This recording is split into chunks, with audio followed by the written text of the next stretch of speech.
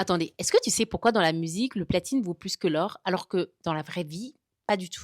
Dans l'industrie de musique, on a une hiérarchie symbolique inspirée des métaux qui mesure le nombre de disques vendus par un artiste. L'or pour beaucoup de disques vendus, le platine encore plus, et enfin le diamant qui est le palier au-dessus. Dans ce contexte, pourquoi le platine vaut plus que l'or? Pour le comprendre, il faut remonter dans le temps. Dans les années 1930 et 1940, le platine était considéré comme un métal qui est très rare, très précieux, au point d'être réservé à l'effort de guerre. Et les bijoutiers les vendaient plus cher que l'or à cette époque. Tout naturellement, dans les années 1950-1960, une association américaine crée une certification de récompense des musiciens sur leur nombre de ventes de disques. Même si l'or était déjà un symbole de réussite universelle, le platine était considéré comme plus rare et plus précieux. Et cette perception des années 50 est restée figée dans l'industrie musicale. Bien évidemment, aujourd'hui, on sait que l'or vaut plus que le platine, mais l'ordre est déjà établi. C'est vrai que dans la musique, le platine est l'impact. Ça reste très symbolique. Et en science, c'est la fonction. Le fait, par exemple, que le platine soit un catalyseur.